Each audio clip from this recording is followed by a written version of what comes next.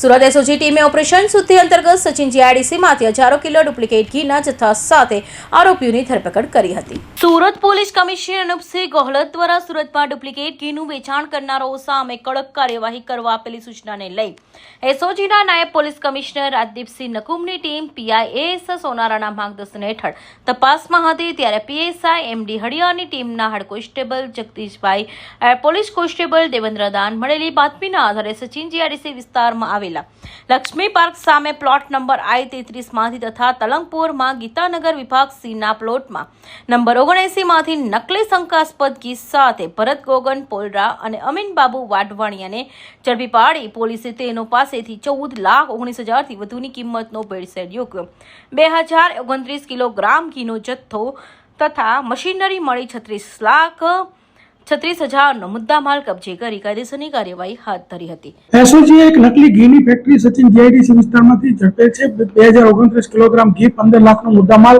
અને total machinery સાથે 36 લાખનો મુદ્દામાલ ઝડપેલ છે। અને આ ઘી જે છે એ પામ ઓઇલ, વનસ્પતિ ઘી, પછી એસેન્સ અને બીજી જે અમુક રાસાયણિક દ્રવ્યો ઉમેરીને બનાવતા હતા। જે રીતના વેપારીઓ એમની પાસે ગુણવત્તાવાળું માગે એવા પ્રકારની કિંમતનું આ લોકો બનાવતા હતા અને એ રીતે ભેળસેળ કરતા હતા। સમગ્ર સાઉથ ગુજરાતની અંદર આ લોકો વેચતા હતા। હોલસેલ ભાવે બનાવી દેતા હતા અને પછી છૂટક ભાવે આ લોકો વેચતા હતા। વધુ ભાવ લઈને 600 રૂપિયામાં આ લોકો હોલસેલમાં વેચતા હતા, ત્યારબાદ 1000 રૂપિયા સુધીનો ભાવ લઈ અને વેચતા હતા। છેલ્લા 2 વર્ષથી આ લોકો આ પ્રવૃત્તિ કરતા હતા।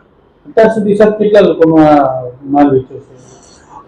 અત્યારે 2 વર્ષમાં લગભગ ઘણા બધા વેપારીઓને માલ વેચ્યો છે। આખા સાઉથ ગુજરાતમાં આ લોકો સપ્લાય કરતા હતા।